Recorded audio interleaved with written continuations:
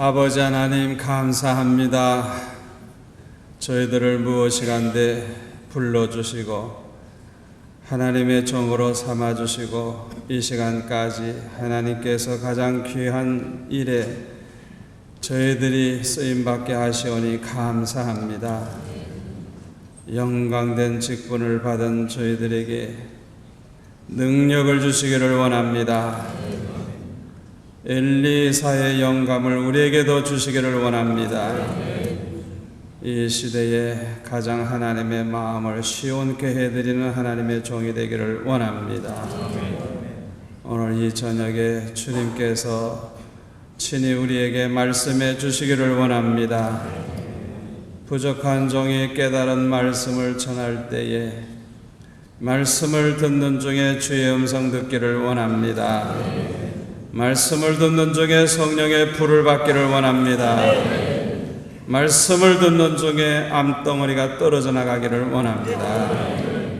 말씀을 듣는 중에 모든 고민이 다 해결되기를 원합니다. 이 시간 주신 말씀이 우리의 생애를 복되게 하는 놀라운 역사가 있게 하여 주옵소서.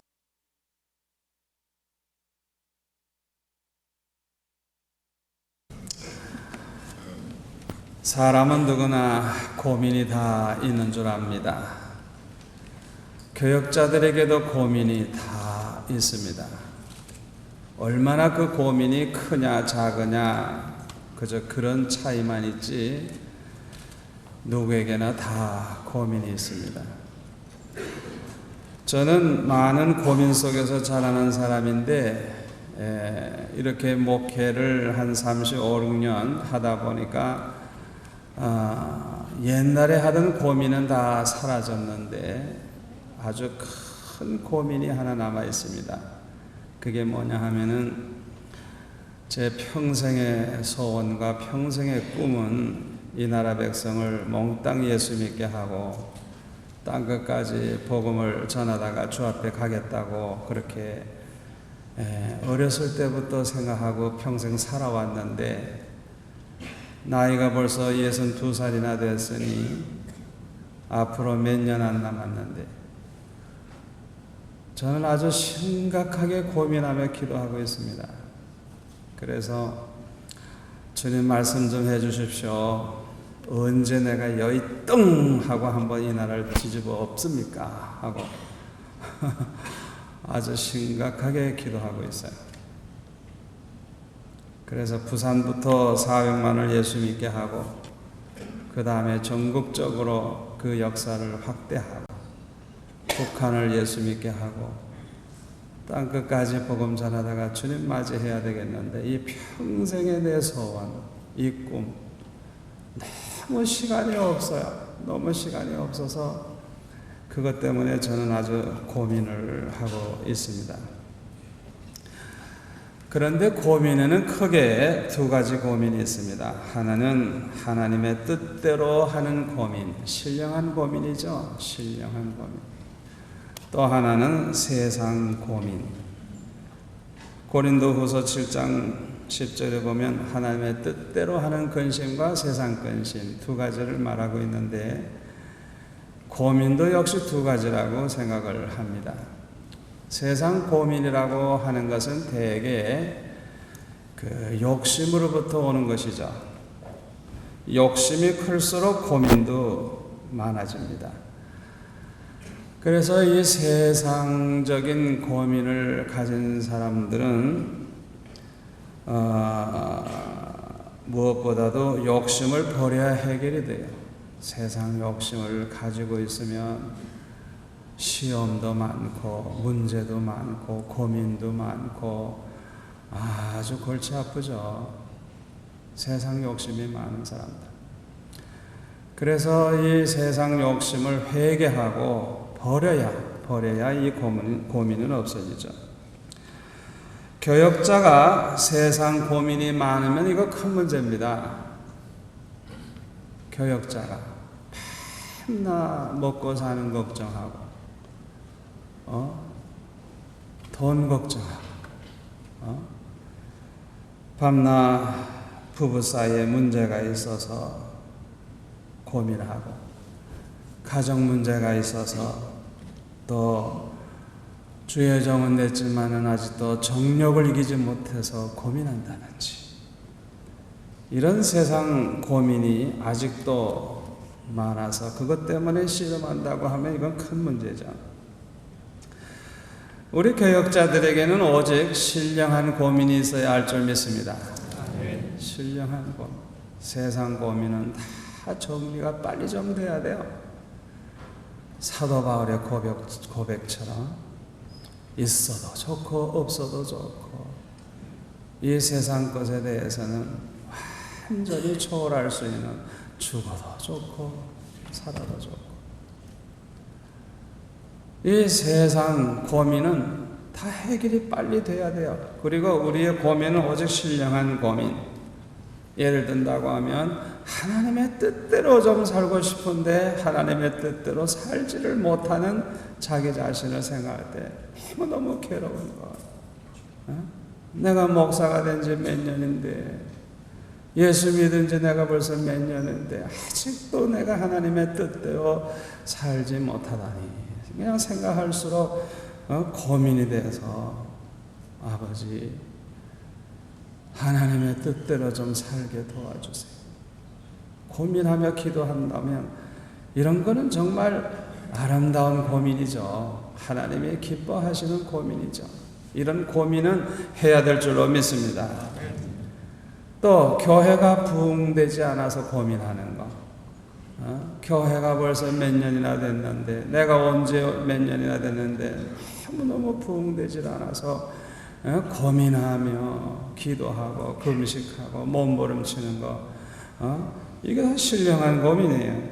이거 좋은 고민이에요. 여러분, 이거 고민해야 됩니다. 이런 고민은 축복이 됩니다.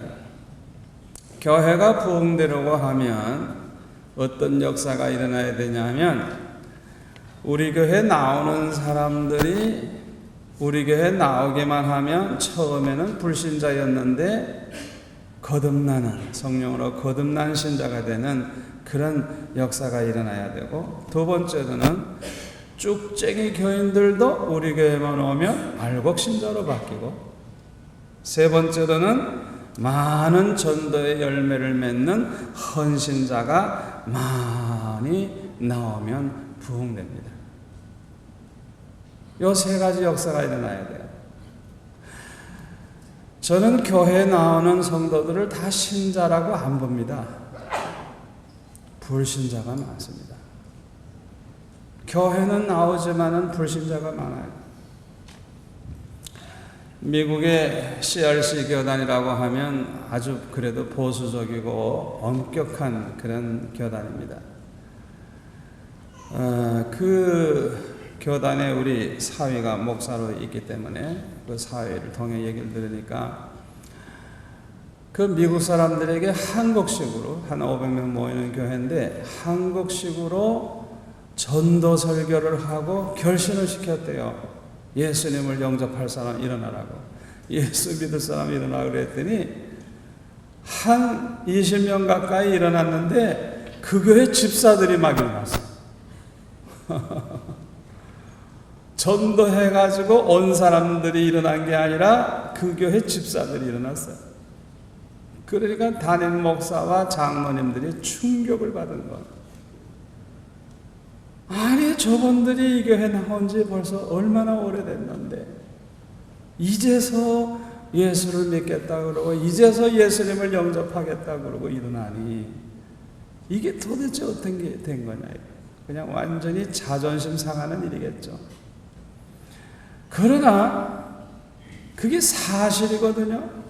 미국 교회도 CRC 교단 같이 그런 아주 칼빈주의 교단도 집사나 됐는데 교회 봉사도 잘하는데 신자는 아니야. 신자는 아니야. 예수는 영접하지 않았어. 여러분, 한국 교회는 어떠하리라 생각해요? 제 눈에는요, 장로님들 중에도 불신자 많아요. 아무리 봐도 그 사람은 신자가 아니야.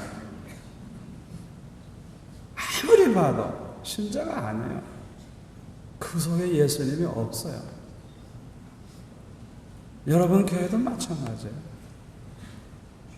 왜 한국 교회가 이렇게 정말 이해할 수 없는 상식 이하의 짓을 하는 그런 사람들이 왜 많은 줄 압니까? 왜 그런 일이 교회 안에 일어나고 총회 안에 일어나는 줄 압니까? 불신자가 많아요. 불신자. 거듭나지 못한 사람이 많아요. 교회 생활은 익숙하지만은 성령으로 거듭나지 않은 것. 그래서 저는 부흥되는 교회는 어떤 교회냐? 그 교회 나가면 불신자가 신자가 되는 거예요. 예수를 영접하는 거예요. 예수를 영접한 사람에게는 특징이 있는데 회개의 눈물이 있어요. 회개의 눈물이 있어요. 그리고 쭉쟁이라도 다른 교회에서 깡패짓하고 못된 짓 하던 사람도 우리 교회만 나오면 사람이 변하는 거예요. 알고 신자가 되는 거예요. 사람이 변하는 거예요. 그리고 미지근한 성도들도 막 전도를 하고 봉사를 하고 이렇게 헌신하는 그런 사람들이 많아지면 교회는 그냥 부흥되게 되는 거예요. 그런데 이렇게 교회가 부흥됐으면 좋겠는데 도무지 부흥이 안 되는 거예요. 그리고 골치 아픈 문제만 자꾸 생기니 정말 고민하지 아니할 수가 없는 것입니다. 이런 고민은 모든 교역자들의 고민이라고 생각이 됩니다. 이 고민을 해결하려고 하면 첫째로는 우리는 하나님의 일을 하는 하나님의 종임을 기억해야 합니다. 이런 고민이 있으신 분들 오늘 저녁에 제 얘기를 잘 들으시면 아마 고민이 해결될 거예요. 우리는 하나님의 일을 하는 하나님의 종입니다. 하나님의 일은 하나님의 택하신 백성을 모두 다 구원하는 일이라고 할 수가 있습니다. 하나님께서는 이 일을 완수하실 때까지 쉬지 아니하시고 이 일을 계속하고 계십니다. 요한복음 5장 17절에 보면 예수님께서 이렇게 말씀하셨죠. 내 아버지께서 이제까지 일하시니 나도 일하노라. 안식일에도 쉬지 않고 하나님이 이 일을 무슨 일을 하겠어요? 하나님의 자녀, 택함 받은 백성 구원하시는 일. 그게 다 완수될 때까지는 쉬지 않고 안식일이 어디 있어요? 안식일 날 더 많이 해야 되는 게 하나님의 일이지. 그렇죠? 그런데 이 하나님의 일은 하나님이 하십니다. 하나님이 하세요. 에베소서 1장 3절부터 보면은 우리 그리스도인들은 하늘에 속한 신령한 복을 받은 사람들이라고 했는데 1장 4절에서 6절까지 보면 창세전에 택함을 받는 복을 받았고 7절에서 12절까지 보면 예수님의 십자가 보혈로 모든 죄를 대속함을 받는 복을 받았고 13절 14절에 보면 성령이 함께하여 주시는 이런 복을 받았는데 이 복을 가리켜서 하늘에 속한 신령한 복이라 그랬어요. 다시 말하면 하나님이 창세전에 택해 주시고 예수님 십자가 지셔서 모든 죄를 대속해 주시고 성령이 역사하셔서 예수 믿게 하시고 변화되게 하시고 성화시켜서 천국까지 데리고 가는, 그러니까 시작부터 하나님이 시작하시고 마지막까지 끝까지 완성하시는 하나님. 그러니까 하나님의 일은 하나님께서 아주 계획적으로 아주 완전하게 행하시는 것을 알 수가 있습니다. 이 하나님의 구원 계획은 완전하십니다. 그래서 실패가 없고 조금도 부족함이 없죠. 하나님의 이 계획은 완전하게 이루어질 줄 믿습니다. 예수님이 재림하시는 그날까지는 하나님의 택하신 백성을 100% 완전히 다 구원하실 것입니다.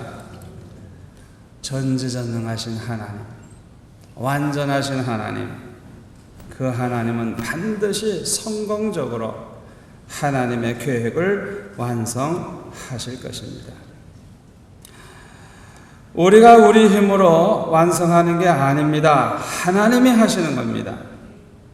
아멘. 그런데 하나님은 하나님의 일을 하실 때 어떻게 하시느냐? 하나님의 종들을 도구로 사용하셔서 하나님의 일을 하세요. 성경에 보면 예를 든다고 하면 이스라엘 민족을 애굽에서 끌어내가지고 가나안 땅에 인도하는 것도 그거 성경 보면 완전히 하나님이 하고 계세요. 그런데 모세를 딱 불러가지고 도구로 그를 사용해서 하나님이 행하시는 것을 볼 수가 있습니다. 마찬가지로 우리 교역자는 하나님의 도구로 뽑힌 사람들입니다. 여러분 그게 믿어집니까? 얼마나 영광해요. 참 나 같은 죄인이 모세처럼 하나님의 그 구원 계획을 이루기 위해서 나 같은 죄인을 도구로 써주신다는 거 생각하면 이야 세상에 얼마나 영광스러워요. 자 보세요. 택하는 것도 하나님이 하시고 또 독생자를 보내가지고 죄를 대속해 주시는 것도 하나님이 하셨고 성령을 보내주셔서 예수 믿게 하고 신앙생활 하다가 천국에 들어가는 것까지도 하나님이 다 하시는 거예요. 그건 100% 성공하시는 거예요. 그건 이미 정해져 있는 거예요. 그런데 그 하나님이 하시는 그 일에 내가 도구로 쓰임을 받아가지고 그 영광스러운 일을 한다고 하니 이게 보통 축복이 아니에요. 하여튼 그 일은 완성될 거예요. 완성될 거예요. 우리는 다만 그 일에 쓰임 받을 때에 충성하는 대로 상을 받게 될 줄로 믿습니다. 그러므로 교역자들은 자신이 하나님의 종이 되었음을 영광스럽게 생각하고 충성해야 되는 줄 믿습니다. 두 번째로 하나님의 일은 하나님의 은혜 가운데 해야 한다는 것을 기억해야 합니다. 우리가 하나님의 종이 된 것도 하나님의 은혜로 된 것이죠. 여러분 그렇게 생각합니까? 자기가 목사가 된 게 하나님의 은혜라고 생각합니까? 아주 강권적인 정말 하나님의 은혜죠. 그냥 하나님께서 정말 특별한 은혜죠. 우리가 피하려고 해도 피할 수 없고 뭐 하나님이 그냥 강권적으로 하나님의 종을 만들어 주시지 않았어요. 불신자가 신자가 되는 것도 하나님의 은혜로 되는 것입니다. 여러분 그 교회에 이제 그 초신자가 나왔는데 아직 신앙은 없죠. 그냥 교회 나왔으니까. 그런데 그 사람이 어느 날인가 눈물을 흘리며 회개하고 예수님을 영접하는 거, 이거 굉장한 하나님의 은혜입니다. 이렇게 변화가 일어나는 게 얼마나 중요한지 몰라요. 이게 큰 은혜입니다. 또 쭉쟁이 신자가 어느 날인가 알곡 신자로 변화되는 거, 이것도 하나님의 큰 은혜죠.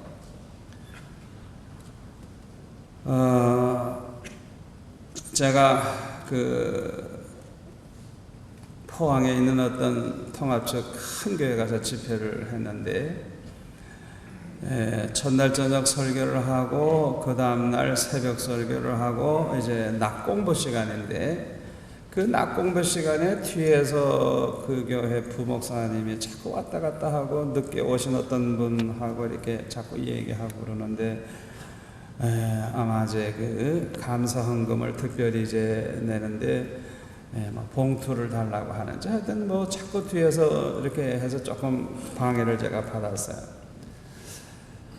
그래서 그런가 보다 하고 있었는데, 그날 설교 마치고 나서 점심 이제 먹기 위해서 담임 목사님하고 이제 잠시 얘기하는데요. 그 목사님이 나보고 뭐라냐면, 목사님, 아주 우리 교회에 큰 고민이 하나 해결됐습니다. 그게 뭐냐 그랬더니 그 교회 장로님이 이제 숫자가 많아요. 몇십 명 되는데 큰 교회인데 장로 한 분이 얼마나 못됐는지 자기 멋대로 예수 믿는 사람이에요. 11조도 물론 안 하고 뭐 장로 노릇도 제대로 안 하고 얼마나 못됐는지 하여튼 그 장로님 한 분 때문에 다른 장로님까지도 체면이 말이 아니고 그 장로님 때문에 교인들한테 설교도 제대로 할 수 없어요. 왜 장로도 뭐 11조도 안 하고 아무것도 안 하고 너무 제멋대로 사니까. 그래서 아주 그냥 그 장로님 때문에 너무너무 고민했는데 그래서 이분이 그 낮 공부 시간에 300만 원인가 감사헌금을 그렇게 가지고 나와서 이제 봉투가 모자라니까 이렇게 아마 더 필요했던 거죠. 다 300만 원에 들어가지 않으니까. 그래가지고 그런 걸 또 수표를 가져오면 좋은데.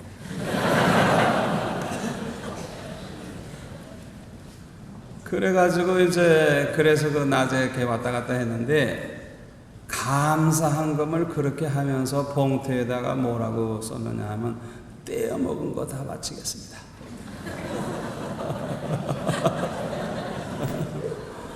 떼어 먹은 거. 그동안 11조 떼먹고 얼마나 못된 짓을 많이 했어요. 사람이 변한 거. 그러니까 그 목사님이 얼마나 좋아하는지. 여러분 교회에 그런 사람들 있죠. 제가 영적으로 이렇게 목회하면서 이제 깨달은 건데요. 그 교회를 부흥될 수 없게 꽉 막고 있는 마귀와 같아요. 그 사람이 죽든지 나가든지 변화되든지 역사가 일어나 보세요. 완전히 분위기가 달라집니다. 교회가 얼마나 은혜롭고 얼마나 교회가 좋아지는지 몰라요. 여러분 교회에 그런 사람들이 있을 거예요. 생명 걸고 기도하세요. 생명 걸고 아버지 저 사람을 변화시켜 주시든지 옮겨 주시든지 아니면 걷어가 주시든지 생명 걸고 기도하라고요. 하여튼 해결되면요 분위기가 달라졌어요. 완전히 교회가 어쩌면 그렇게 달라질 수 있는지 몰라요. 이렇게 사람이 변화되는 게 이게 얼마나 큰 은혜인지 몰라요. 목회의 이게 은혜요 축복입니다. 또 많은 전도의 열매를 맺는 헌신자들이 많이 나와가지고 주일날마다 그냥 새신자가 막 들어오고 그냥 1년에 1000명, 2000명, 3000명씩 새신자가 막 들어와가지고 부흥되는 거 이거 보통 은혜가 아니에요. 제가 목회를 해보니까요 교회 부흥은 오직 하나님의 은혜로 되는 겁니다. 결론이 그거예요. 하나님의 은혜로 되는 거예요. 여러분 무슨 방법을 동원해도 되는 줄 알아요? 안 돼요. 옥 목사님 제자 훈련 뭐 잘한다 그래서 아무리 해보라고 가서 되나? 목사가 병 만들지. 안 돼, 안 돼. 하나님의 은혜로 되는 것이지 제자 훈련으로 되는 게 아니에요. 아멘. 뭐든지 99.9% 성령의 은혜예요. 은혜. 교회 부흥되는 건 성령의 은혜예요. 목회를 해보니까요 내가 하는 게 너무 없어요. 아무리 생각해도 내가 하는 게 아무것도 없어요. 가만히 보면 성령이 다 해줘요. 다 해주시는 거예요. 다 해주시는 거예요. 그러므로 교역자는 모든 고민을 해결하는 길이 뭐냐? 은혜 충만하면 해결됩니다. 은혜 충만하면 모든 게 다 풀어집니다. 문제가 다 풀어지고 안 되는 게 되고 참 너무나도 희한한 역사가 많이 일어납니다. 그러므로 뭘 하든지 은혜로 해야 되고 무엇을 하든지 은혜가 돼야 돼요. 그러면 목회는 재미있어요. 기쁨이 있어요. 열매가 있어요. 특히 설교가 은혜로워야 돼요.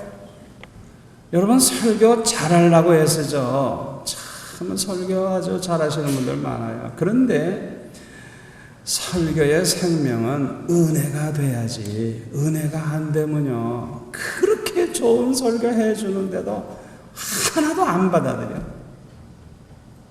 은혜가 안 되면 아무 쓸데가 없어요. 여러분 그거 아셔야 돼요.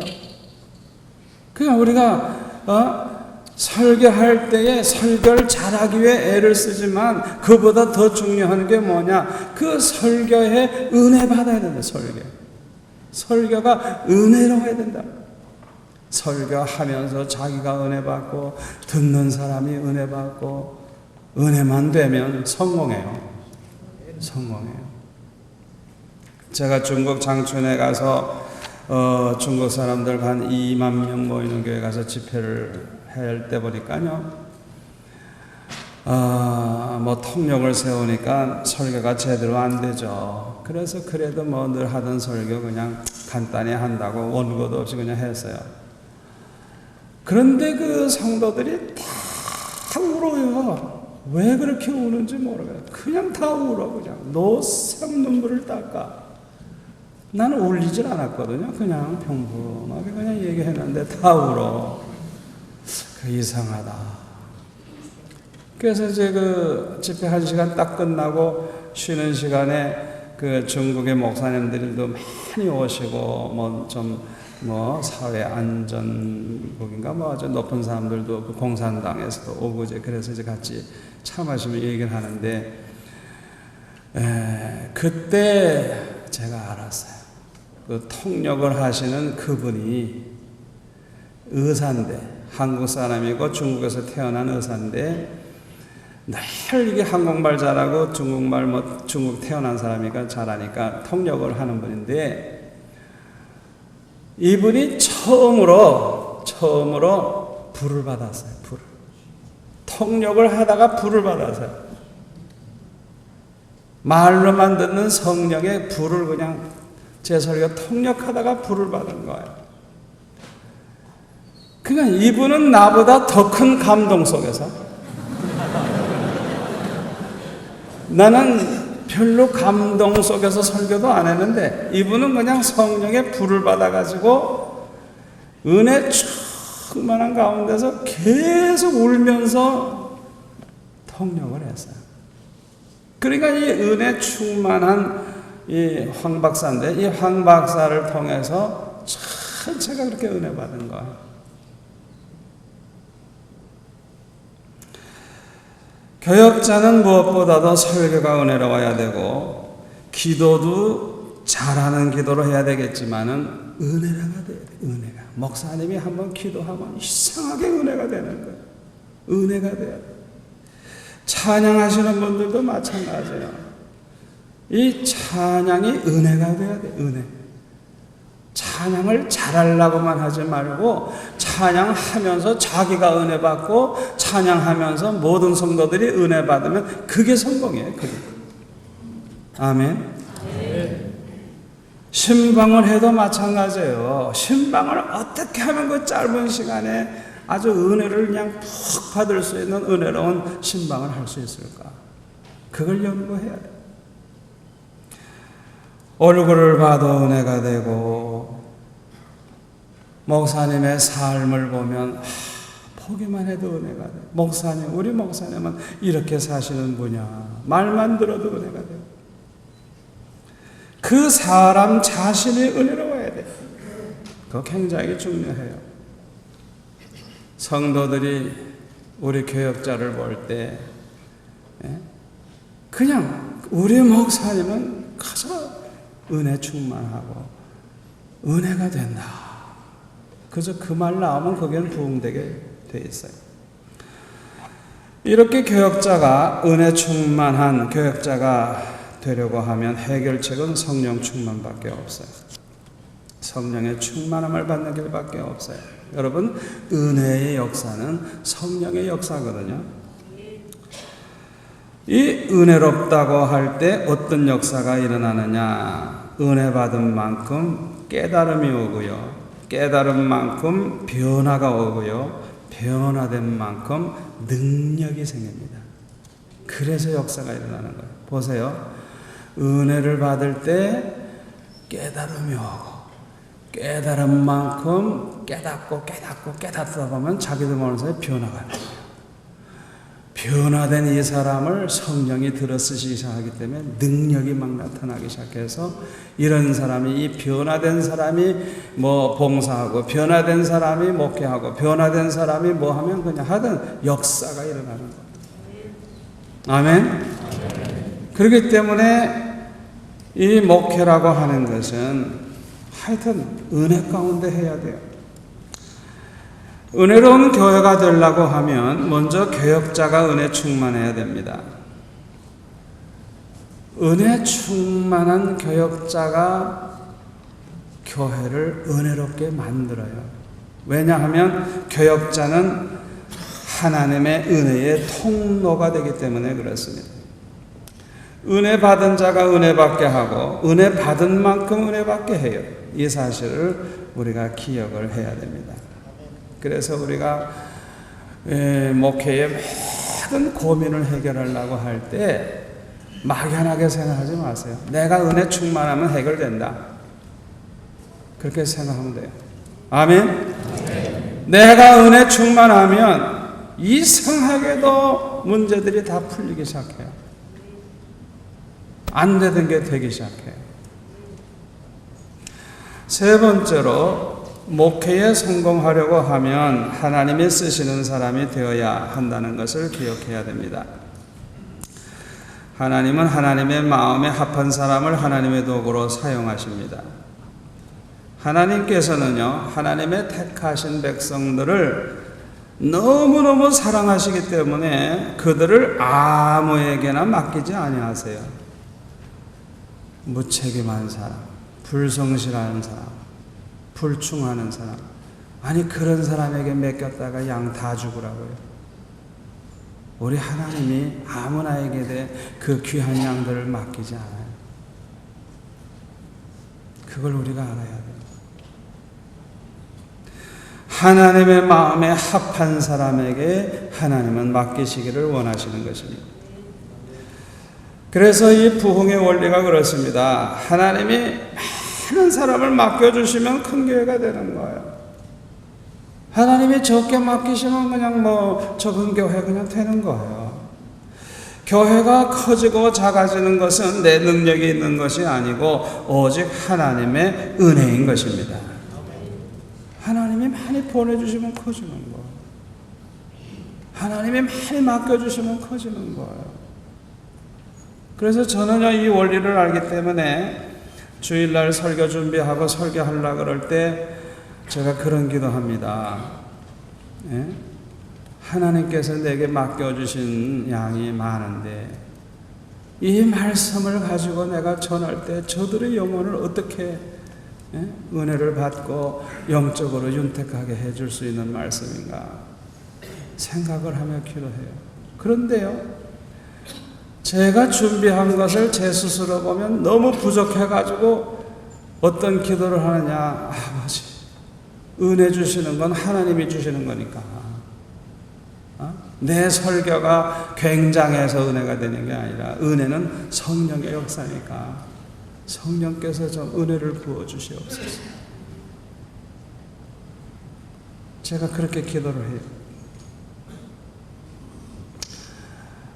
비가 오는 날, 바람 부는 날, 태풍이 부는 날에도 교인들이 몇천 명씩 모여가지고 예배를 드릴 때 제가 이렇게 이제 성도들 한 5,000석 되면 참 큽니다. 이 사람의 눈이라는 게 간사해가지고요. 많이 모인 걸 늘 보다가 이렇게 보면 왜 이렇게 작은지 몰라. 옛날에 이렇게 작아 보이지 않았는데 눈이라는 게 간사해요. 아주.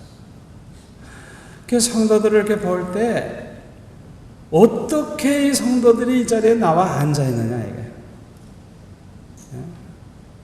그거는 하나님이 행하지 않으면 절대 그렇게 안 나옵니다. 아멘.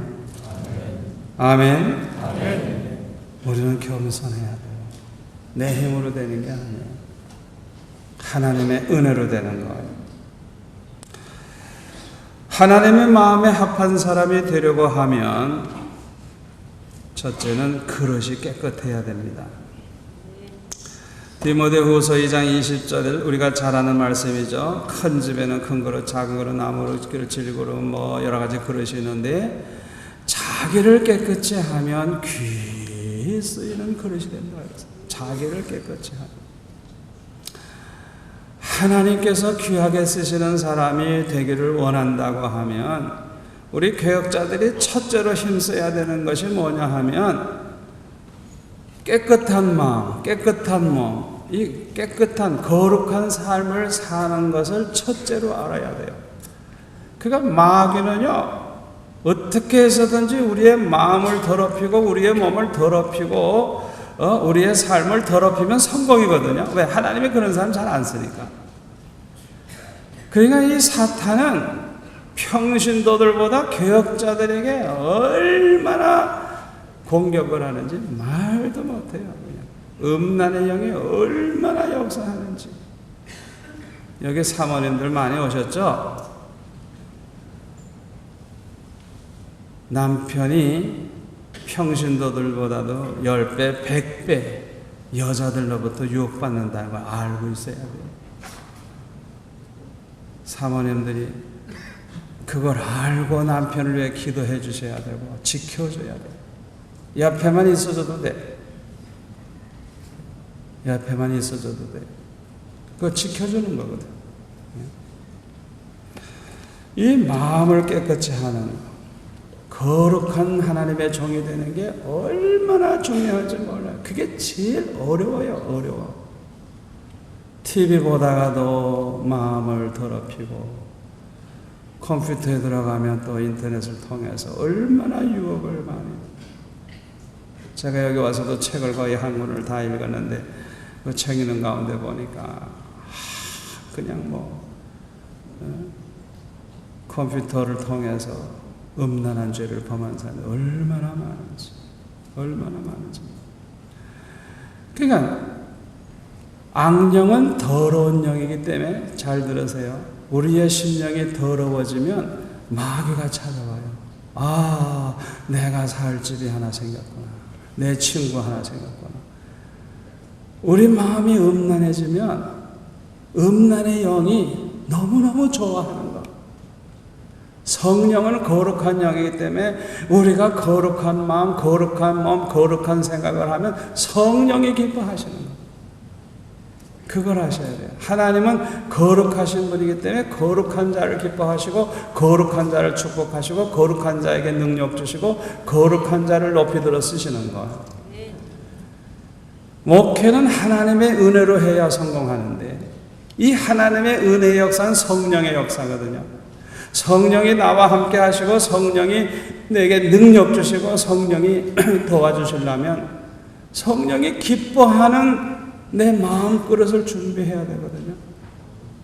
그러니까 우리가 열심히 목회하는 것도 좋지만은 내 힘으로 열심히 해봤자 얼마나 할 것 같아요. 그러나 타다남은 부직갱이와 같은 나라도 성령이 나를 붙잡아 쓰신다고 하면 역사가 일어날 줄 믿습니다. 그렇기 때문에 우리 교역자들이 하나님의 마음에 합한 사람이 되기 위해서 가장 씨름해야 되는 게 뭐냐 하면 어떻게 내가 거룩한 삶을 유지할 것이냐. 그걸 아주 생명과 같이 그걸 여겨야 돼요. 생명과 같이. 디모데전서 4장 5절에 보면 항상 우리가 거룩하게 사는 방법을 가르쳐 주시죠. 그 뭐라 그랬어요? 오직 하나님의 말씀과 기도로 거룩하여 지내라. 항상 하나님의 말씀 통해서 또 기도 생활을 통해서 우리가 항상 거룩하게 살 수 있다는 걸 알 수가 있습니다. 두 번째로 하나님의 마음에 합한 사람이 되려고 하면 믿음의 사람이 돼야 돼요. 믿음의 사람. 하나님께서는 믿음의 사람을 기뻐하시고 믿음의 사람을 높이 들어 쓰십니다. 믿음과 행위는 정비례합니다. 행함이 없는 믿음은 죽은 믿음이라 그랬죠. 그 사람의 믿음을 보려고 하면 행실을 보면 알아요. 행실을 보면 알아요. 믿음과 행위가 정비례해요. 또 믿음과 꿈이 정비례합니다. 믿음과 꿈. 그 사람의 믿음을 알려고 하면 하나님을 위한 꿈, 하나님을 위한 소원, 주님을 위해서 어떤 비전을 가지고 있나 그거 보면 그 사람의 믿음 그릇을 알 수가 있어요. 또 믿음과 충성, 이게 정비례하죠. 또 믿음과 헌신, 또 믿음과 하나님께 대한 사랑은 정비례합니다. 그렇기 때문에 하나님을 얼마나 사랑하는가를 보면 그 사람의 믿음의 크기를 알 수가 있어요. 하나님께서 기뻐하시는 사람이 되려고 하면 믿음의 사람이 되어야 되죠. 세 번째로는 순종의 사람이 되어야 합니다. 하나님의 뜻대로 순종하는 사람, 하나님의 말씀대로, 하나님의 명령대로 순종하는 그 사람을 하나님께서 크게 들어 쓰십니다. 우리가 이 말씀에 대해서 좀 심각하게 생각해 볼 필요가 있어요. 우리가 얼마나 하나님 앞에 순종하고 사는가 우리가 생각해 볼 필요가 있어요. 요나 선지자에게 니느웨에 가서 말씀을 전하라 그랬죠. 원수 나라인데, 망해야 할 나라인데, 또 그 나라에 가서 외치다간 얻어 터지기 쉽고 맞아 죽기 쉬운데, 그런 나라에 가서 말씀 전하는 건 정말 싫을 거예요. 그렇잖아요? 왜 그런 나라에 가서 요나 마음속에는 그 백성들 구원받는 것도 원치도 않았는데 왜 그런 나라에 가서 말씀 전하다가 맞아 죽어요? 왜 고생해요? 갈 필요가 없죠. 그러니까 다른 데로 도망갔어요. 그러나 하나님이 가라 하면 가야 되거든요. 이게 얼마나 어려운 일입니까? 하나님께서는 순종의 사람을 써요.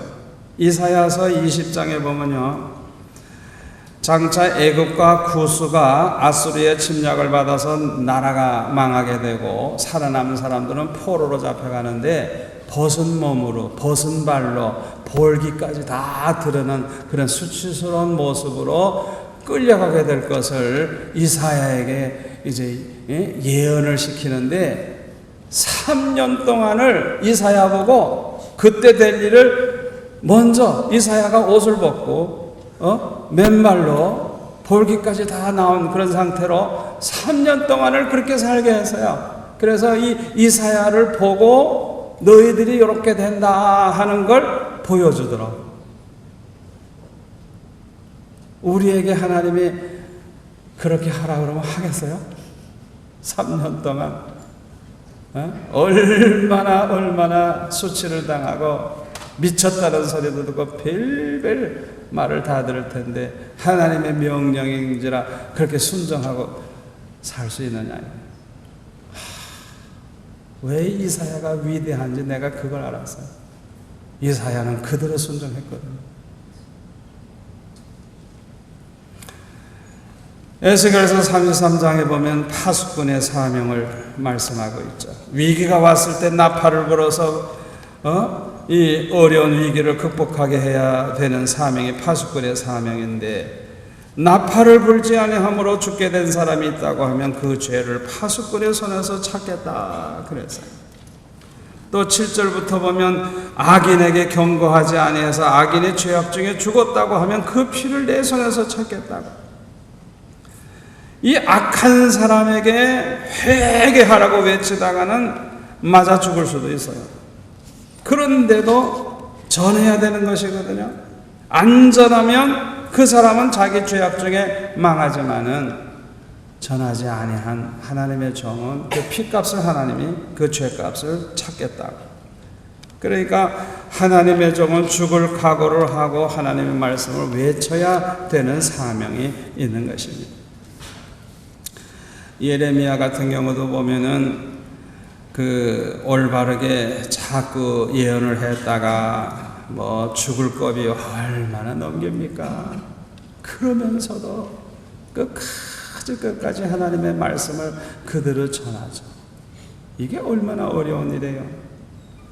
미가야 선지자도 거짓 선지자 400명이 이제 거짓 영에게 사로잡혀 가지고 아합과 여호사벳에게 이제 길라 라못에 가서 싸우라고 이긴다고 할 때 이 미가야도 적당히 그냥 했으면은 매를 안 맞았을 텐데 하나님이 말씀하라는 데만 전해야 되니까 무조건 그렇게 전하다 보니까 매도 맞고 고통을 당했죠. 우리가 죽을 각오가 되어 있지 않으면, 우리가 희생을 각오하지 않으면 한마디로 하나님의 말씀에 온전히 순종하고 충성할 수가 없는 것입니다. 왜 우리가 하나님의 뜻대로 순종을 못하죠? 한마디로 말하면 포기를 못해서 그래요. 포기를 못해서. 하나님께 대한 사랑은 하나님께 대한 순종과 정비례합니다. 우리 한번 따라서 할까요? 순종하면 하나님이 기뻐하시고 함께 하시고 축복하신다. 제가 재간증을 해서 안 됐습니다만은 저는 소원이 뭐냐 하면요, 평생 하나님의 뜻대로 순종만 하면서 사는 게 내 소원이에요. 내 소원이 그래요.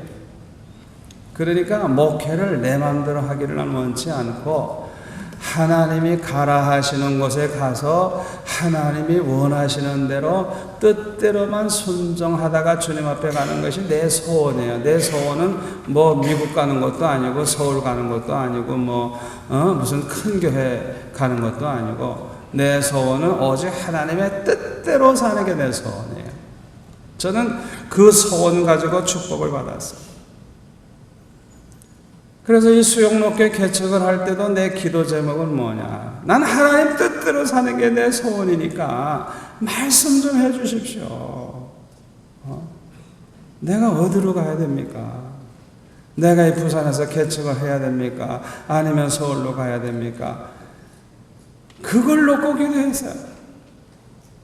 그래서 이제 우리 수용롭게 개척할 그때는 이제 결정을 한 주간 안에 해야 되는데 다른 기도 안 해서 난 하나님 뜻대로만 순종하는 게 내 소원이니까 말씀 좀 해주십시오. 난 무조건 순종하겠습니다. 그 제목 가지고 그냥 결사적으로 기도했어요. 월요일, 화요일, 수요일 지나도 응답이 없어요.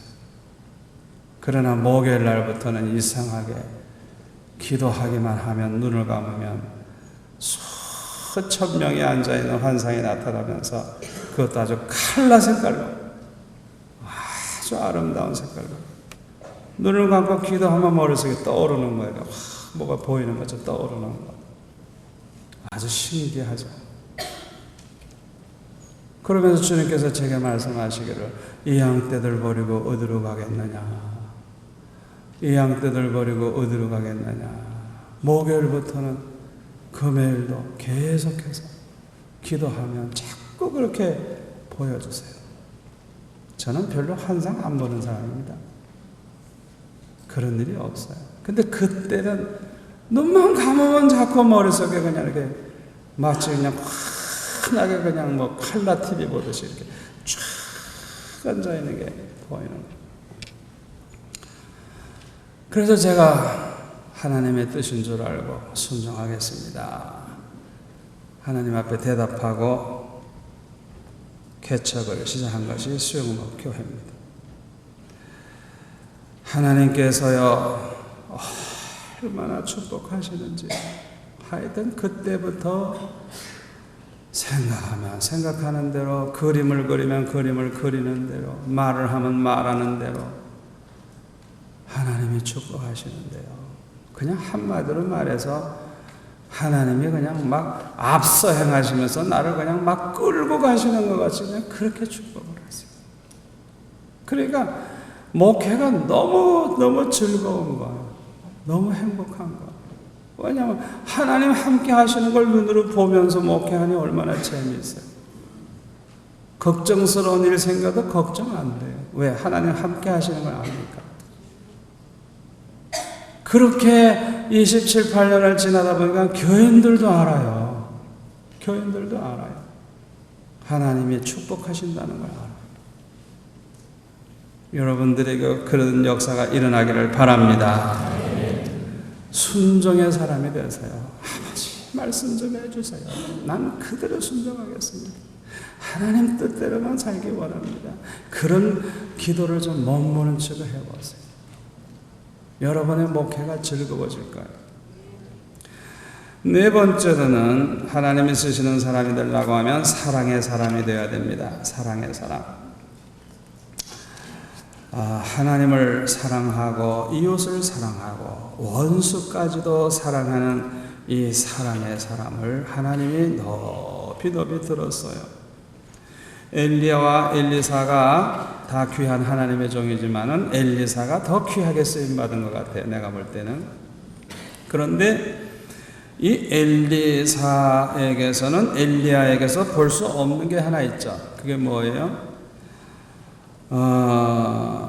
그 열왕기하 6장에 보면은 도단에 있는 엘리사를 잡기 위해서 아람 군대가 이제 쳐들어왔을 때 이제 소경이 되게 하고 그들을 다 포로로 붙잡아 가지고 사마리아 성 한가운데다 다 붙잡아 놓고 눈을 다시 뜨게 했죠.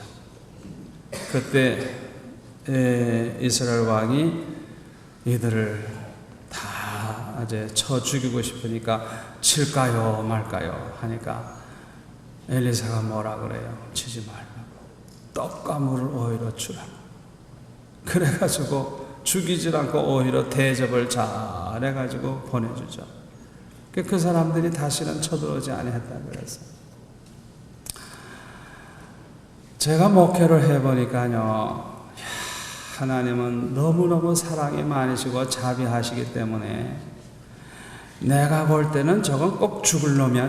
저건 반드시 죽어야 되고 나쁜 그런 인간인데도요, 하나님은 그렇지 않아요. 하나님은 그 영혼도 사랑해요. 그렇기 때문에 하나님께서 우리에게 요구하시는 것이 뭐냐?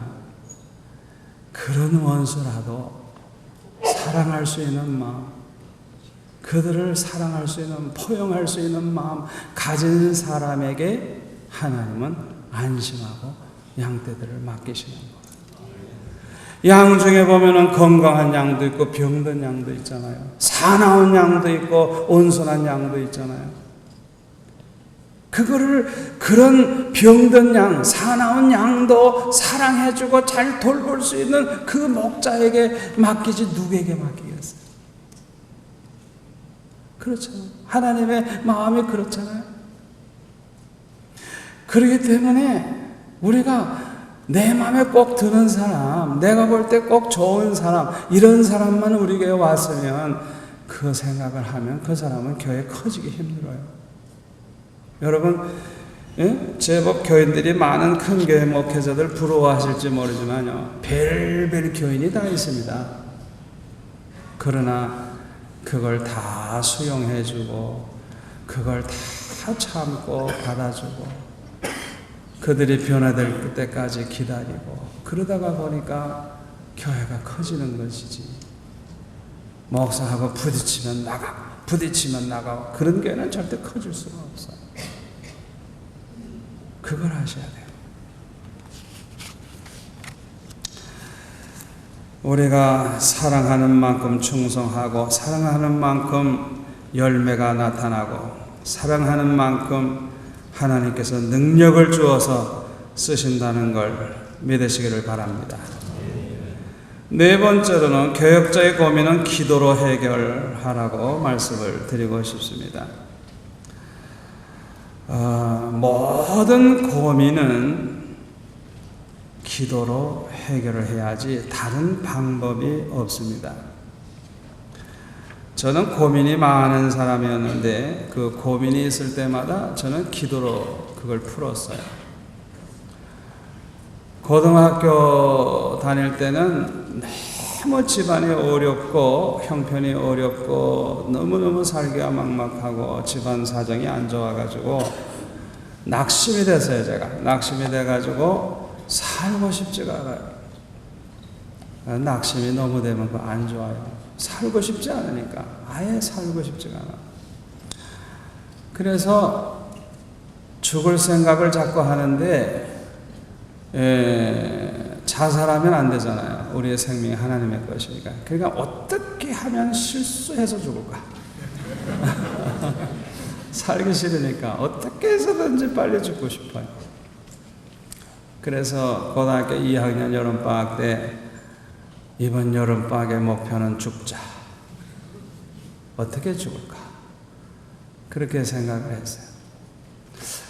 그래서 죽을 방도를 생각하다 보니까 금식기도 하다 죽으면 되겠구나. 그래가지고 죽기 위해서 금식기도를 시작했어요. 아주 정말 죽고 싶어요. 너무너무 사는 게 괴로워요. 그래서 이제 금식기도를 시작을 했는데 하루 지나도 안 죽고 이틀 지나도 안 죽고 사흘째 되는데 배가 고파가지고 죽겠는데 죽지는 않고 가만히 생각하니까 예수님도 모세도 40일 금식기도 해도 안 죽어. 이야, 방학은 30일인데 큰일 났어요. 40일 돼도 안 죽으면 어떡해요. 나는 고생하는 거 싫어서 세상에서 죄 짓고 고생하는 인생들을 보니까 난 이런 세상 난 살기 싫어요. 천국 가서 그저 살야지. 이 세상 살기 싫다고. 그래가지고 죽겠다고 하는데 난 고생하는 거 싫어서 죽겠다는데 배고파 죽겠는데 40일을 고생할 거 생각하니까 이건 꼭 지옥의 고생과 같을 것 같아요. 그래가지고 사흘째 되는 날 생각하기를 오늘을 넘기면 안 되겠다. 오늘 끝장을 내자. 이 당나귀 정시들이 고집이 셉니다. 죽는다면 죽어요. 그래서 사흘째 된 날은 정말 죽는 날로 정했어요. 그날은 꼭 죽어야 돼요. 그래서 아주 그냥 전심으로 기도했어요. 아주 전심으로. 아주 있는 힘을 다해서 부르짖었어요. 그러다가 꽥 하고 죽으려고. 있는 힘을 다해서. 그렇게 전심으로 부르짖을 때 갑자기 주님이 찾아오셨어요. 너는 죽었느니라. 나를 위해서 살아줄 수 없겠니? 나를 위해서 살아줄 수 없겠니? 나를 위해 살아줄 수 없겠니? 3번이나 반복해서 제가 혼자 기도하는 그 방에 찾아오셨어요. 저는 그 순간에 나는 죽어버리면 되는 줄 알았는데 주님이 나를 필요로 하시는구나. 주님이 나를 쓰시려고 하시는구나. 주님이 나를 원하신다는 걸 알았어요. 그러니까 주님이 그렇게 아주 애원하듯이 말씀하실 때 그 죽고 싶은 고민 이런 거 다 없어지고요. 하나님이 나를 필요로 하시고 하나님이 나를 요구하신다는 걸 알기 때문에 그때부터 내 삶이라고 하는 것은 뭐 세상에 뭐 먹고 사는 거 연연하고 어쩌고 뭐 그거 완전히 초월하는 그 주님 음성 듣는 그 이후부터는 아주 내 삶이 달라지기 시작했어요. 그러니까 아주 죽고 싶은 그 고민을 아주 결정적으로 해결해 준 것이 결국 기도로 해결한 거예요. 주님의 음성을 듣는 순간에 해결한 거예요. 또 전도서 생활을 할 때 한 번은 너무너무 심령이 고갈이 돼가지고요. 너무 답답해요. 여러분들도 그런 때가 있을 거예요. 아주 그냥 속이 답답해. 너무너무 답답하고 아주 은혜가 메말라가지고 아주 죽을 지경이에요.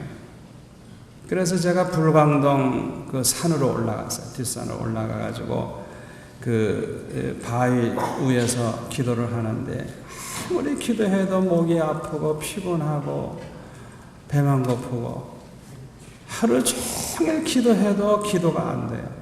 그래서 하루를 공친 거 생각하니까 너무 억울해가지고 본전이라도 찾아야지 하고 그날 밤 또 철야를 했는데 더 피곤하고 더 괴로워요. 더 억울해가지고 그 다음날 또 내려오지 못하고 또 하루 종일 기도했어요. 그래도 마찬가지예요.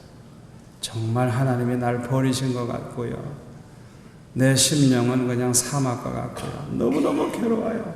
그래서 화요일날 밤에는 아예 낭떠러지 쪽으로 가가지고 맨 끝에 가서 앉아가지고 오늘 밤은 내가 여기서 부르짖어서 이 생수의 강과 같은 은혜를 받든지 그냥 불덩어리를 임하든지 받든지 하여튼 오늘 밤 은혜를 받아야지. 내가 받지 못하면 여기서 몸부림치다가 죽자. 내가 뭐 자살했나? 몸부림치다 떨어졌지. 그러니까 낭떠러지 끝에 가서 딱 앉은 거야. 근데 그날 이상하게 하늘에 별도 하나 안 보이고 달도 안 보이고 완전히 흐렸어요. 그날 밤. 그런데 끝에 앉아가지고 아주 생명 걸고 기도를 하는데 밤 12시가 지나 1시쯤 됐는데 그냥 소나기가 쏟아지는데 얼마나 비가 많이 오는지 그냥 막 밖에서는 물을 붓는 것 같이 쏟아져요. 달라는 불을 안 주고 물벼락을 전혀 없고 뭐 완전히 그냥 온몸이 다 젖어버렸잖아요. 얼마나 화가 납니까? 그래가지고 정말 이제 마지막 부르짖을 시간이 됐죠. 이제는 이제 몸부림치다 떨어져 죽을 시간이 된 거예요. 그 두 주먹을 쥐고 있는 힘을 다해서 어찌하여 나를 버리셨나이까 부르짖으면서 그냥 쫙 하고 막 그냥 외치는 그 순간에 불이 임하는데요.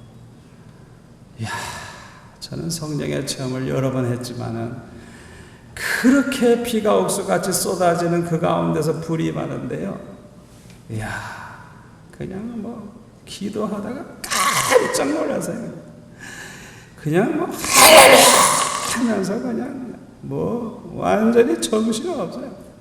한번 생각해 보세요. 비가 쏟아지는데 불이 임했어요. 기도하다가 보니까 날이 밝았고 기도하다 보니까 비가 그쳤어요. 그냥 목을 완전히 쉬었어요. 제가 그때 그 체험을 하고 나서는요, 제가 자신을 봐도 뭔가 달라졌어요. 하여튼 하나님이 함께 하시고 능력이 나타나고 하는데요, 그때 이후부터 제 목회가 달라진 것을 제가 아주 느낄 정도로 그렇게 확실한 변화가 일어났어요. 저는 우리 목회자들이 평생에 한 번 이상 적어도 이런 체험을 해야 된다고 믿습니다. 그러면 이 목회의 중요한 고민을 해결할 수가 있어요. 또 한 번은요, 강도사 고시를 이제 칠 때가 됐어요. 그런데 이제 얼마 안 남았는데, 그 당시에 저는 실망을 많이 했어요. 목사님들이 타락하는 것도 보고, 뭐 그냥 총회적으로도 그렇고, 너무 목사님들이 돈 때문에, 뭐 때문에, 정치 때문에 타락하는 걸 보니까 제 자신이 도무지 목사가 될 자신이 없어요. 저렇게 훌륭한 목사님도 저 모양으로 끝나는데, 나같이 이렇게 부족한 사람이 어떻게 내가 목사가 돼가지고 목사 노릇을 제대로 하겠느냐. 아무리 생각해도 자신이 없어요. 강도사 고시를 쳐야 되는데 강도사 고시 치면 이제 목사 되는 거 아니에요? 그래가지고 청계산 기도원에 올라갔어요. 공부도 안 하고. 그래가지고 금식 기도를 시작했어요. 아버지, 내가 목사 돼야 됩니까? 내 소원은 주를 위해 사는 것인데 목사 안 돼도 전도하면 되지 않습니까? 아버지, 말씀 좀 해주세요. 내가 목사 꼭 해야 됩니까? 말씀 좀 해주세요 하면서 금식하며 월요일, 화요일, 목요일 날이 됐어요. 그날도 비가 좀 오는 날인데 청계산 맨 위에 꼭대기 올라갔어요.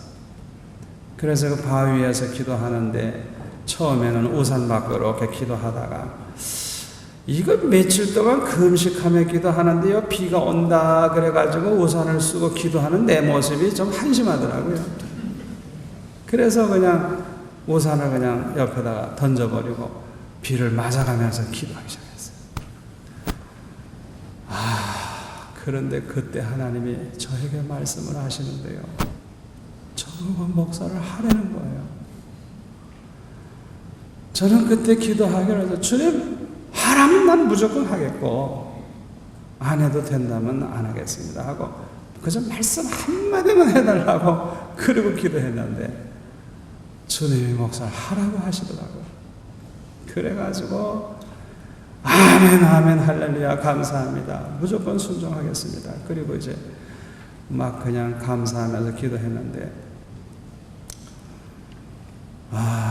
참, 그리고 강도사고실 쳐가지고 우리 때는 떨어지는 은사들이 있어가지고 다 떨어지고 11명 합격을 했는데 기적적으로 제가 합격을 했어요. 턱걸이 해가지고. 그러니까 평생 목회를 하면서도 확실히 했어요. 왜? 주님이 내게 말씀하셨거든요. 내가 부족함에도 불구하고, 내가 이렇게 자신이 없음에도 불구하고 나는 목사가 될 때 적어도 주님의 음성을 듣고 강도사 거식을 치고 목사가 된다. 그게 얼마나 목회에 축복이 되는지 몰라요. 우리가 고민을 다른 것으로 풀려고 그러면 안 돼요. 또 우리 교회 개척을 했을 때 아주 고약한 집사가 있었어요. 얼마나 악질인지 내가 볼 때 이런 인간은 두면 안 되겠어요. 여러분 그런 사람 있죠? 그래가지고 그날 밤에 특별 철학기도를 하면서 하나님 앞에 때를 섰습니다. 아버지, 오늘 밤에 날 불러가시든지 그 집사를 불러가시든지 둘 중에 하나 하십시오. 나를 다른 데로 보내시든지 그 집사를 좀 내쫓아주든지 둘 중에 하나 하십시오. 아주 그냥 마지막 기도를 하는 거예요. 밤새도록. 아주 어떻게 보면 악에 받쳐서 기도했어요. 오늘 밤 끝장을 좀 내달라고. 목사가 그렇게 발버둥을 치며 기도할 때 하나님이 안 들어주시겠어요? 하여튼 밤새도록 부르셨어요. 오늘 밤 내 영혼 불러가시든지 그 영혼 불러가시든지 둘 중에 하나 택하라. 그런데 새벽녘 기도했을 때 주님이 말씀하시는데 네가 문제다.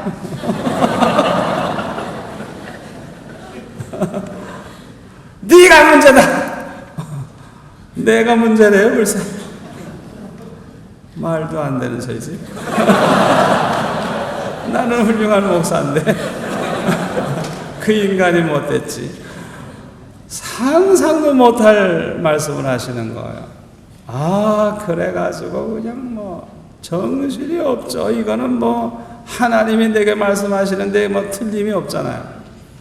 그러니까 알고 보니까 나는 내가 문제가 뭔지도 모르는 문제 있는 목사야. 알고 보니까. 그래가지고 막 울면서 회개하기를, 아버지 나는 내 문제가 뭔지도 모르는 문제 있는 목사입니다.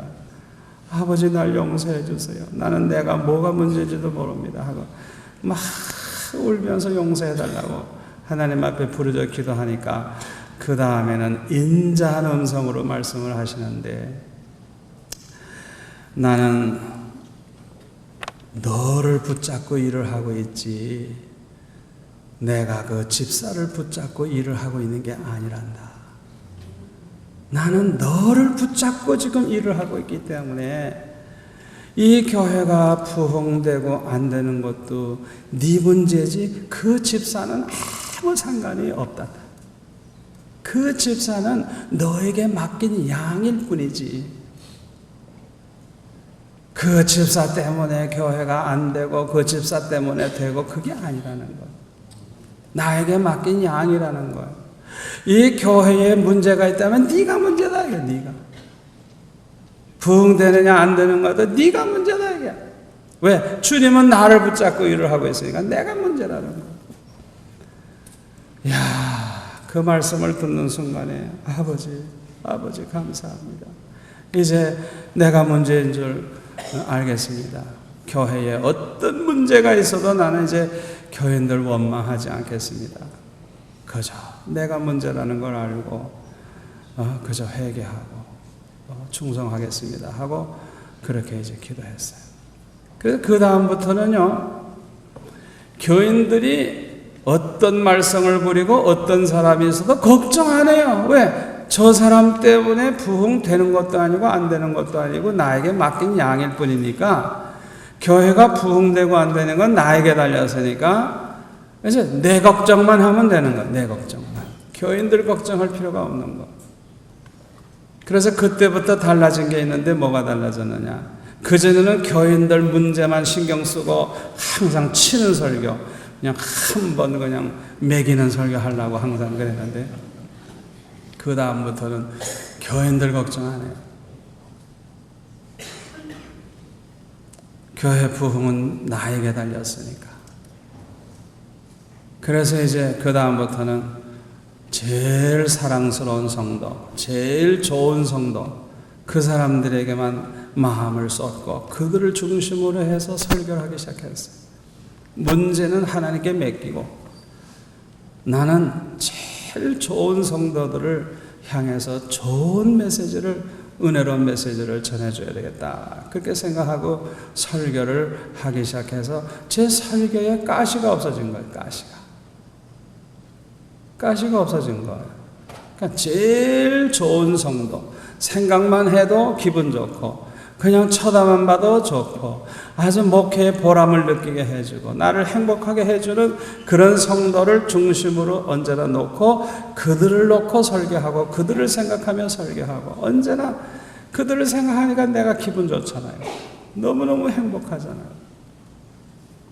여러분, 목사에게 기쁨이 있어야 교회에 기쁨이 있습니다. 목사에게 행복이 있어야 교회가 행복합니다. 여러분, 그거 하셔야 돼요. 목사가 고민이 많고 목사가 얼굴이 일그러져 있는데 교회가 피곤할 일이 있어요? 없어요. 그러니까 우리 목회자는 통로예요. 통로, 은혜의 통로, 기쁨의 통로, 은혜의 통로, 축복의 통로. 아멘? 얼마나 중요한지 몰라요. 그러니까 그 통로 역할을 하는 내가 문제라는 거예요. 내가 지금 어떤 상태에 있느냐가 문제라 이거예요. 저는요, 그때 그 음성을 듣고 나서 교인들에 대한 걱정에서 완전히 해방됐어요. 그래서 저는 교인들 걱정 안 합니다. 어떻게 하면 저들을 은혜 받게 할까? 어떻게 하면 저들을 정말 일꾼 되게 할까? 그 생각만 하지 무슨 뭐 교인들 때문에 고민 안 해요. 고민 안 해요. 얼마나 감사한 일인지 모르겠어요. 마지막 5번째로 교역자의 고민은 사랑으로 풀어야 됩니다. 사랑으로 해결을 해야 돼요. 우리 교역자가 마음속에 사랑이 있다고 하면 생명의 역사가 일어납니다. 교역자의 마음에 사랑이 있으면 그 교회는 소망이 있습니다. 그러나 교역자가 사랑을 잃어버리면 소망이 없어요. 그 교회는 끝난 거예요. 그 교역자 빨리 죽든지 떠나야 돼요. 사랑 없는 교역자는 더 이상 필요 없어요. 여러분, 그거 하셔야 돼요. 언제나 자문자답해 보세요. 내가 얼마나 이 교회를 사랑하고 내가 우리 양떼들을 얼마나 사랑하고 있는가 자문자답을 해보라고요. 사랑 잃어버리면 생명을 잃어버린 거예요. 사랑 잃어버리면 성령이 글을 쓰지 않아요. 악령이 써요. 그러니까 교회가 은혜가 되질 않는 거예요. 성령의 역사가 일어나야 은혜가 되는데 목사가 사랑이 도무지 없어. 여러분, 그거 아셔야 돼요. 그렇기 때문에 교회가 사랑이 넘치는 교회가 되고 교회가 생명이 있고 교회가 아주 희망이 넘치는 교회가 되려고 하면 우리 목사 자신이 사랑이 넘쳐야 돼요. 그래서 우리의 그 고민도 사랑으로 해결해야 돼요. 저는 솔직하게 말씀드려서 이 교회의 그 노회총회의 정치꾼들 참 제가 싫어합니다. 너무너무 싫어해요. 그래가지고요, 너무 노골적으로 정치하고 못된 짓 하는 사람들을 아주 싫어하고 미워하고 말은 안 하지만 속으로는 악담을 해요. 너 그렇게만 살아보라. 교회 되나 봐라. 네 인생이 어떻게 되나 봐라 하고 이렇게 마음속에 나도 모르는 사이에 이제 판단하고 정죄하고 아주 그냥 의뢰 그렇게 생각을 했어요. 어느 날 주님이 나에게 책망을 하셨어요. 너는 왜 그들에 대해서 판단만 하고 정죄만 하느냐? 그들을 위해서 좀 울어줄 수 없겠니? 그들을 좀 안아줄 수 없겠니? 그들을 위해서 좀 기도해 줄 수 없겠니? 그들을 위해서 좀 축복해 줄 수 없겠니? 그냥 저에게 책망을 하시는데요, 저는 상상도 못했어요. 왜? 아니 그런 인간 그렇게 봐는데 뭐 내가 뭐가 잘못이야? 난 정당하다고 봤어요. 내가 의롭다 생각했어요. 여러분, 하나님은 그런 하나님이 아니에요. 하나님은 그런 하나님이 아니에요. 정치하고 못된 짓 하는 그 사람도 부족하지만은 예수 믿는 분이라면 그분도 천국 가서 우리와 함께 영원히 살 사람이에요. 그렇잖아요.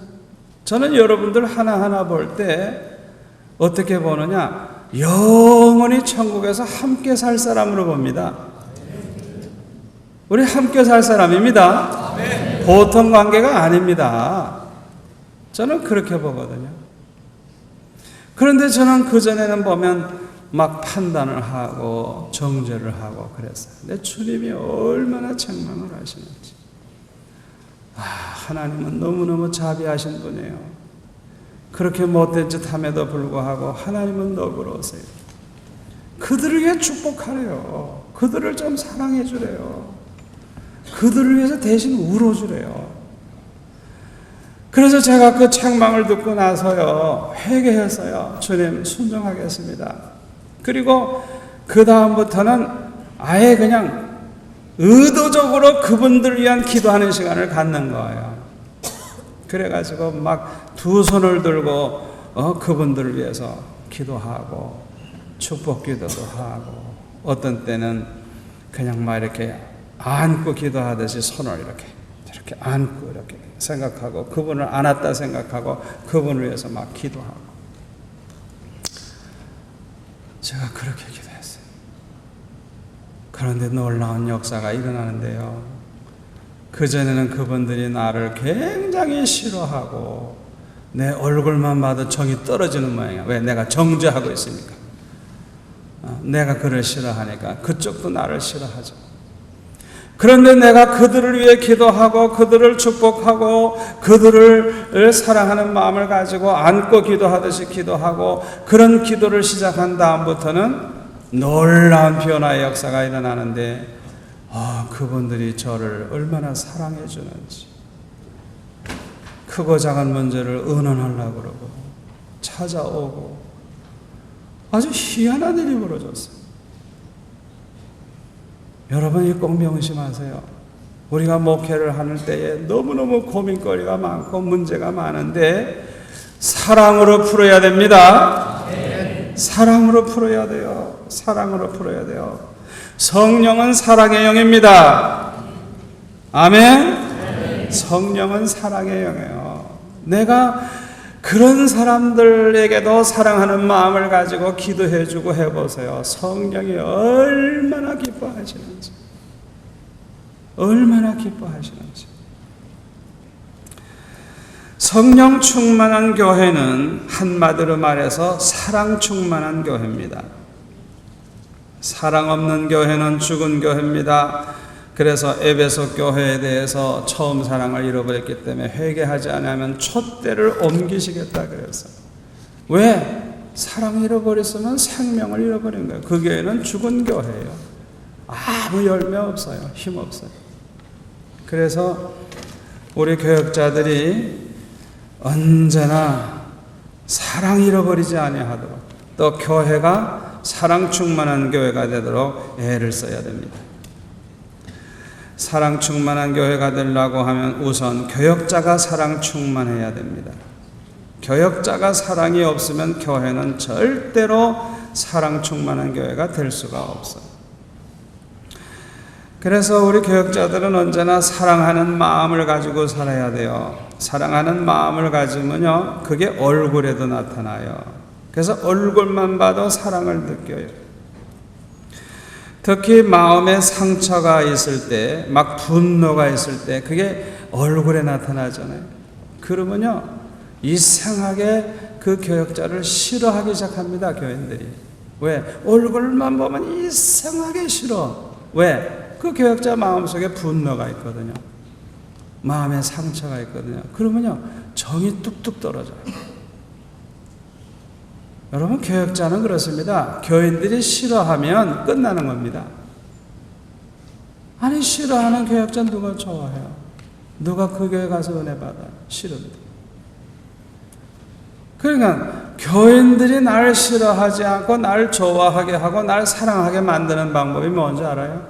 내 마음에 언제나 저들을 사랑하는 마음을 가져서 그 사랑하는 마음이 내 얼굴에 나타나고 내 얼굴만 봐도 사랑을 느끼면 누구나 다 좋아합니다. 아멘? 여러분, 그 원리를 아셔야 돼요. 누구나 다 나를 좋아하는 사람 되고 싶습니까? 그 사람들을 좋아하세요. 사랑하세요. 그러면 돼요. 내가 사랑하는 마음 가지면 상대편도 나를 좋아하게 돼요. 이 원리를 모르는 사람들은요, 이기적이에요. 너무 이기적이고 자기밖에 모르고 내가 생각하는 거 겉으로 나타내지만 않으면 괜찮다 그렇게 생각해요. 천만에요. 속일 수가 없어요. 그대로 다 나타나게 돼 있어요. 특히 마음에 상처와 분노가 있는 분들은 용서하는 마음을 가져야 돼요. 용서하는 마음 굉장히 중요해요. 그래서 용서할 뿐만 아니라 그들을 사랑하는 마음을 가질 때 내 얼굴이 바뀌고 교회가 사랑이 많은 교회가 되는 것입니다. 특히 설교할 때 사랑이 담긴 설교를 해야 돼요. 사랑은 사람을 감동시키고 사랑은 사람을 변화시킵니다. 우리 교회 장로님 가운데 한 분이 보면은 이상하게 삐딱한 게 자꾸 나가고 삐딱하게 그렇게 행동을 해가지고 속을 썩이는 분이 있었어요. 근데 요새는 아주 보면요, 그냥 의뢰 주일날 나만 보면 막 안으려고 그러고요. 또 그것도 괜찮은데 또 어떤 때는 안고 막 울어요 또. 근데 그분이 뭐라고 얘기하는 줄 알아요? 내가 변했대. 목사님이 변했대나? 목사님이 변했대. 뭐가 변했냐면 옛날엔 자기를 사랑 안 했는데 이제 사랑한다나? 그러면서 그렇게 좋아하는 거예요. 그런데 사실은 저도 변했거든요. 왜냐하면 사랑하기 위해서 항상 기도했어요. 사랑. 자꾸 못된 짓 하면 밉잖아요. 그 미워하면 어떻게 돼요? 그 미움이 내 얼굴에 나타나면 그 사람에게 자꾸 뭔가 마음에 그 싫은 감정을 자꾸 만들어주면 점점 원수가 되거든요. 근데 나는 미운 사람, 미운 짓 하는 사람을 위해서 사랑하는 마음이 생길 때까지 기도한다고요. 그 사람을 위해서. 그러니까 좋은 사람을 위해서 난 간단히 기도하고 미운 짓 하는 사람을 위해서 한 20분, 30분씩 기도해요. 왜? 너무 미우니까. 내 마음에 사랑하는 마음이 생길 때까지 기도한다고요. 아주 하나님 앞에서 정말 그를 사랑할 수 있도록. 그렇게 기도하다 보니까 그 장로님이 나보고 그러는 거예요. 목사님이 변했대나? 옛날엔 자기를 사랑 안 했는데 이제 사랑한다고. 그러면서 그렇게 좋아하는 거예요. 여러분, 사람을 감동시키고 사람을 변화시키는 것, 사랑만큼 힘 있는 게 없어요. 아멘. 여러분, 교회 안에 많은 고민거리, 사랑으로 풀어나가세요. 사랑으로 풀어나가요. 비판자라고 똑똑한 목사님들 목회하는 교회는요, 어쩌면 그렇게 비판자라고 똑똑한 교인들이 몰려드는지. 그래서 이 강단에서도 보면 어떤 목사님 보면 굉장히 똑똑한 설교해, 똑똑한 강의를 하고, 난 걱정해요. 아이고, 저분 닮은 교인들이 모였으면 얼마나 고생할고. 어쩌면 그런지 몰라요. 교인들이 그냥 자기 좋아하는 사람 따라가게 되는데, 여러분 그거 아셔야 돼요. 너무 법을 따지고 너무 비판적이고, 사회에 대해서, 교회에 대해서, 목사들에 대해서 비판하고 그러면요, 아주 그냥 시원하다 하는 그 사람들만 모여들려. 그 말 들으면 시원하다 하는 그런 사람들만 모여든다고요. 그 교회가 얼마나 골치 아픈 줄 알아요.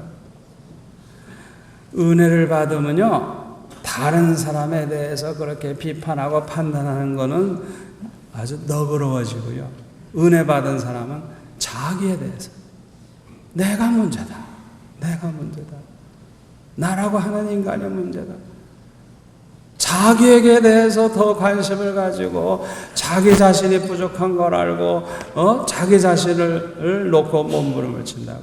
그런데 은혜롭지 않은 것은 어떻게 되냐? 자기는 완전한 것처럼 자기에 대해서는 다 잊어버리고, 사회에 대해서, 교회에 대해서, 다른 사람에 대해서 어쩌면 그렇게 기가 막히게 들춰내는지 교인들이 닮아요. 그런 교회는 교인도 많이 안 모이지만 골치 아파요. 그걸 아셔야 돼요. 그래서 저는요, 교회가 그저 은혜로우면 다 해결되니까 다른 거는 잘해도 잘 못하는 척해요. 그래서 회의하는 것도 그냥 아무렇게나 해요. 교회가 회의 잘하면 뭐 해요? 아무렇게나 해요. 그러니까 우리는 당회도 격식도 없고 재직회도 안 하고 그냥 아무렇게나 해요. 그래야 날 닮은 사람만 모여서 관심이 없어 회의해라. 그게 얼마나 좋아. 날 닮은 사람만 모였으니까.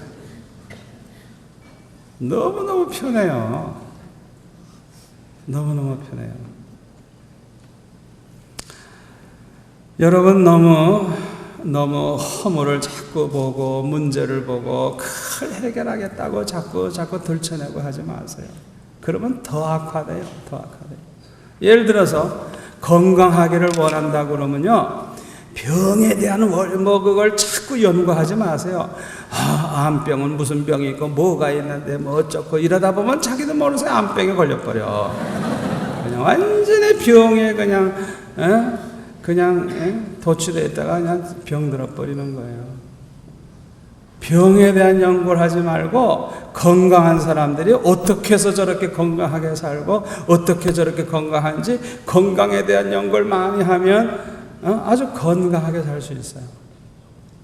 이 사회를 밝은 세상 만드는 방법이 뭔지 알아요? 요새 신문이나 TV 뉴스처럼 그냥 사회에 안 좋은 것만 가지고 그냥 요새 뉴스 첫 번째 나오는 게 뭐예요? 이 회장 아들 문제 이런 거. 하여튼 그냥 골치 아픈 것 계속 얘기하잖아요. 그냥 온 백성이 골치 아픈 상태에 들어가는 거예요. 그러니까 이 사회가 골치 아픈 사회가 돼버리는 거야. 그건 몇 가지 문제인데 뉴스에 나오지 않는 기가 막힌 좋은 뉴스가 얼마나 많습니까? 이 사회를 악화시키는 게 바로 이 매스컴들이에요. 그걸 아셔야 돼요. 그러니까 우리가 건강한 사회를 만들려고 하면 안 좋은 거는 좀 잊어버리고 좋은 얘기를 자꾸 많이 하는 거야. 좋은 얘기, 감동되는 얘기. 그러면 모든 사람이 관심이 좋은 데만 관심이 생겨가지고 다 좋아지는 거. 여러분 달러 중에 보면 가짜 달러 있죠? 그 은행원들 가짜 달러 구별하는 방법을 어떻게 훈련하는지 알아요? 많은 가짜를 놓고 요게 가짜다, 요게 가짜다. 그렇게 훈련 안 시켜요. 진짜 달러만 가지고 하루 종일 들여다보고 그걸 연구해요. 그러니까 그 달러 돈에 대해서 아주 그냥 정확하게 아는 거예요. 그럼 그거와 조금만 달라도 금방 아는 거야. 그렇게 훈련을 시켜요. 그러니까 우리가 이 설교할 때도 그렇고 말할 때도 그렇고 관심을 가질 때도 그렇고 자꾸 그냥 문제되는 걸 비판하고 문제되는 걸 물고 늘어지고 하면 오히려 문제에 휩싸인단 말이에요. 그러면 안 돼요. 그래서 이 교회는 비판하고 판단하기보다는 사랑이 넘치는 그런 교회가 될 때 오히려 문제가 해결된다는 걸 기억하시기를 바랍니다.